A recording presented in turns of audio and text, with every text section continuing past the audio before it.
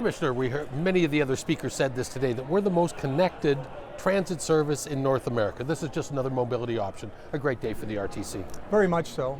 In the dramatically changing world of mobility and transit, it's incumbent upon the RTC to be progressive, to take chances, to get out in front of technology whenever we can, and take chances.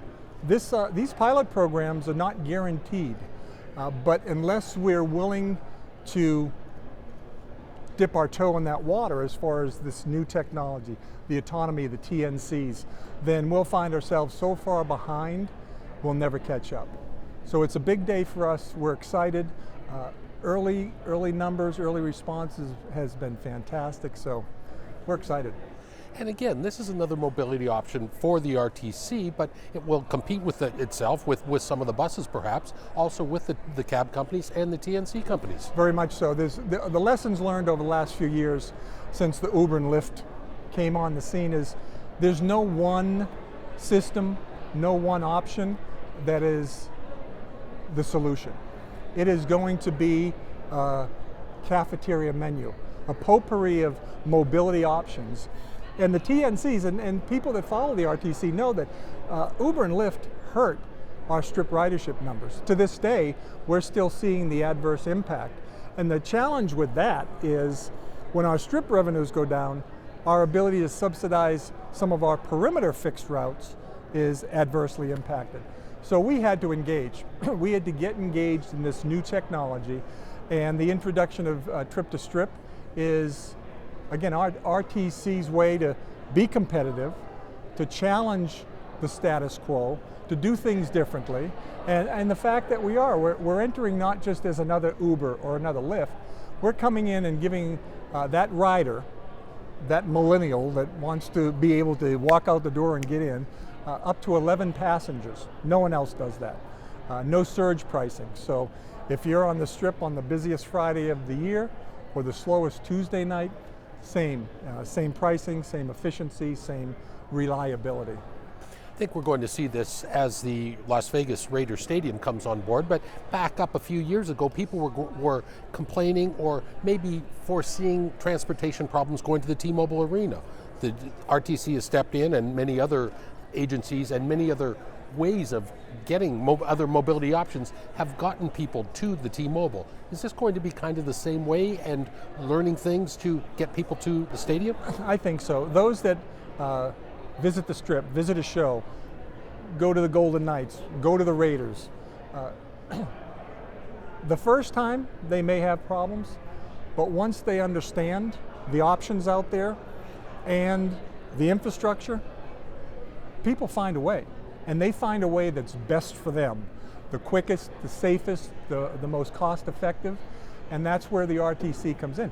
Just our express buses, that hadn't even been a concept when T-Mobile opened, but working with the Knights, we said, hey, we've got some great parking rides, and it became the hottest. Of course, we could only charge like $3.50 a ride, but it became a hot ticket.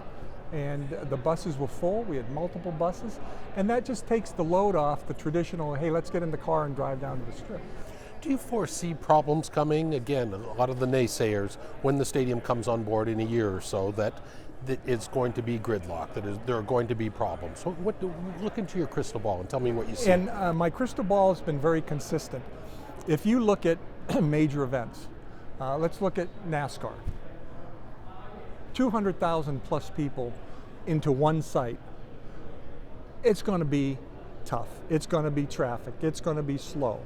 Now, from day one to where we are with NASCAR now, far more efficient, far more options, camping out there. That all evolves. But with the Raiders, when they open up, the first few games, the first few experiences getting into and out of that stadium area, it's going to be a mess. And that's okay. Because once people find out what's best for them and all the options that will be available, things will just fall into place, as they have with T-Mobile, as they have with NASCAR. On a different level, Commissioner, we're here at the Las Vegas Convention Visitors Authority. They're putting a people mover and actually going to have underground people moving here. So is this kind of indicative of the leaders here, yourself included, in transportation in Clark County? You're always looking outside the box, looking for the latest and the greatest, and getting people safely from point A to point B. Yeah, the Convention Authority is spending $1.4 billion to expand not only the new part of the convention center, but coming into the existing and redoing that. And we have to, again, back to the competitive nature of our industry, tourism. If we're not doing it, Orlando, Chicago, New York, LA, they're investing tens of millions of dollars into their facilities to take business away from us. We are running on 25 years as the #1 convention destination in the world, and they want a piece of the action. We are so far in front of that, and we have to remain competitive and keep pushing it. So we build this brand new, state-of-the-art, going to be recognized worldwide convention center. We have to do something different with mobility. We're going to have a huge center where from one point to the west to the furthest point to the east, it's going to be over a mile. And you're not going to ask someone that's been in a convention all day with bags full of stuff to walk a mile. So do we get shuttle buses? No, we have to do something different. We have to do something ahead of the curve. And that, to Steve Hill's credit, our president and CEO,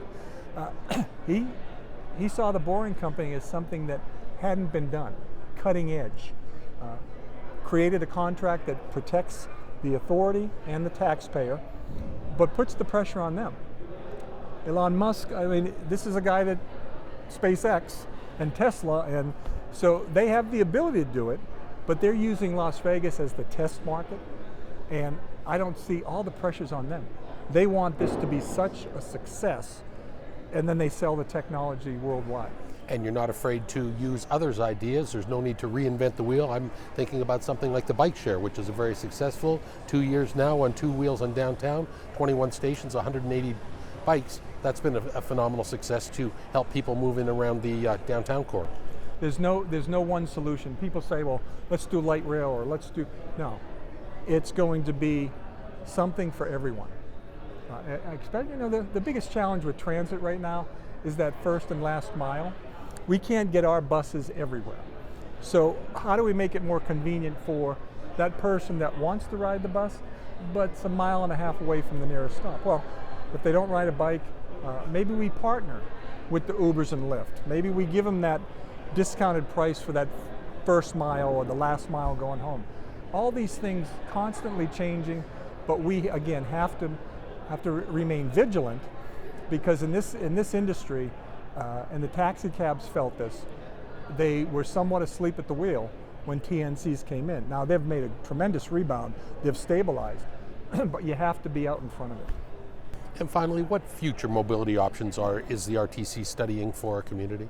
Well, we have been looking at Maryland Parkway for a couple years. The options came down to a light rail system versus what we call our BRT, the bus rapid transit. And we went with the BRT because of the cost factor and the flexibility.